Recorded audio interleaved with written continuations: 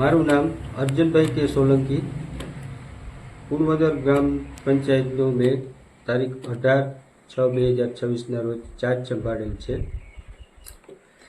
સાહેબ, અહીંયા કંઈક વોકડાનો વિવાદ છે ખેડૂતોનો ગામની અંદર, તો એમાં શું બાબત છે? હવે એ જે વિવાદ છે તે વોકડાથી તળાવ સુધીના જૂની કેનાલ ઊંડી કરવાના જે ખોદાણ કામ છે એ બાબતે છે. તો એ બાબતે અમોએ ગ્રામ પંચાયતની જે મિનિટ બુક છે તે રેકર્ડ તપાસણી કરેલ છે.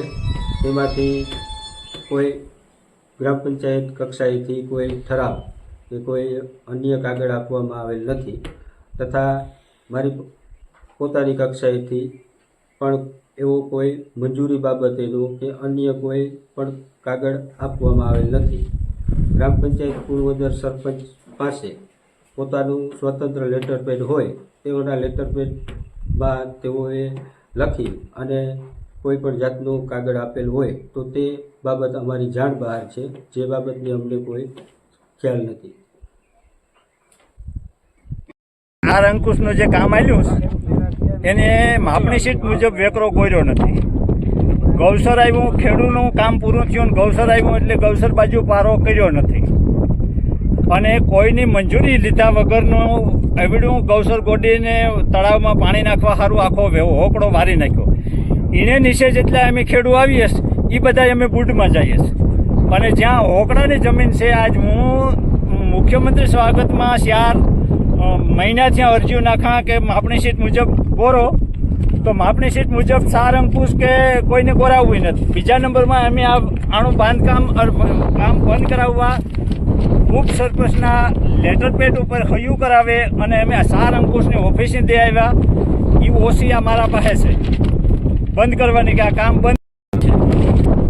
હવે એ અરજીની કોઈએ કાન ન દીધો અને અમે સરપંચ પાસે લેટર પેડ માંગ્યું કે સરપંચ લેટર પેડ ઉપર આપો તો અમારે કામ બંધ કરાવવું, એટલે અમને સરપંચને લેટર પેડ ન આપ્યું. પછી કાના કરણાને કેવી લેટર પેડ આપે અને એને આ કામ ચાલુ કરાવી દીધું. એટલે 2 થી 3 મીટર ઊંડો આ નાલી કોરે નાખી, એટલે આખો વેકરો ડાયવર્ટ આમાં થઈ ગયો. બીજા નંબરમાં સરપંચને અમે એટલો આજ 4 વર્ષની પાણી વેરાની ઉસાપત કરેલી છે, કાંઈ લીધેલું નથી, વાવસરમાં નથી લીધેલું, બેંકના સ્ટેટમેન્ટ ઉપર નથી લીધેલું. અમારી અરજીઓ તાલુકામાં, જિલ્લામાં, કલેક્ટરમાં, પ્રાંત અધિકારીમાં, મુખ્યમંત્રી સ્વાગતમાં બધાય અમે નાખેલા છે.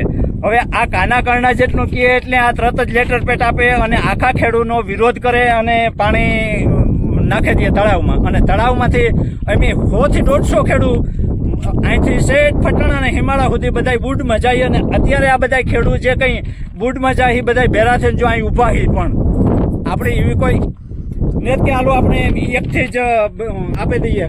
આ બધા ખેડૂત માલ ઢોર માણસ બધાની નુકસાની થાય એ ખેડૂત ભેરા થયા.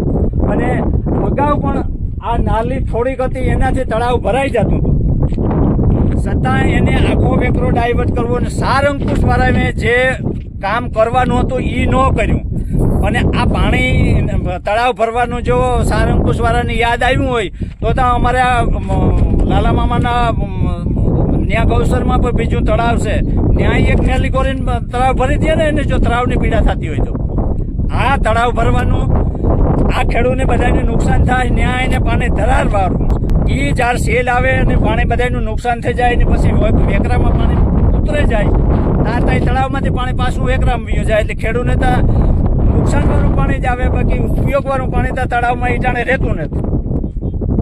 અમારી માગણી એટલી છે કે જ્યાં વેકરો માપણી મુજબ છે ત્યાં ગોરે ગૌસર બાજુ પારો કરી દે અને આ પાણીની નાલી છે એ બંધ કરે. અને જો એ બંધ કરવામાં નહીં આવે તો અમે ખેડૂત ભેરા થઈને જાય ત્યાં પૂરી નાખ્યું, પછી ભલે અમને જેલમાં પૂરી દઈએ. ઘર વિસ્તારનું પાણી, વેકરાનું પાણી ખૂબ જ આવે ત્યારે નુકસાન કરતા ઓછામાં ઓછા 150 થી 200 ફટાણાની સીમ સુધી આ પાણીનું નુકસાન કરતા હોય. અને આ ખોટી રીતનું પાણી ટૂંકમાં અત્યારે જ્યારે પણ ભારે પાણી આવશે ત્યારે 200 ખેડૂતના ઘરમાં પાણી જાય અને બધાને ખૂબ જ નુકસાન થવાનું હોય. એને બદલે આ પાણીનું વેણ બંધ કરવામાં આવે અને જે વેણ ચાલુ હોય એ ચાલુ રાખવામાં આવે એવી અમારી નમ્ર વિનંતી છે. આ પાણી અહીંયા નવો વેકરો કરીને આ બાજુ વાળવામાં આવે તો ખેડૂતોને શું નુકસાન થાય? ખેડૂતોને નુકસાન પૂરેપૂરી મોસમ માલજાલને નુકસાન થાય અને ખેતીને નુકસાન થાય. ખેતીને નુકસાન થાય કેમ કે પાણીનું ચાલુ કરીએ ભારે વરસાદ માટે જમીન ધોવાણ જાય અને એ જમીનનું ધોવાણ કોઈથી પુરવાર થાય નહીં. સરકાર પાસે તમારી શું અપેક્ષા? સરકાર પણ કે અમારી અપેક્ષા છે કે આ બંધ થઈ જાય અને જે ચાલુ વેણ છે એ ચાલુ વેણ ચાલુ જ છે કે જે વર્તુ નદીમાં પડી જાય છે છેલ્લે નિકાલ ભાષા મુજબ વેકરો કરે, જે શેખ છે, જેનો જ્યાં વેકરો રસ્તાને બાંધે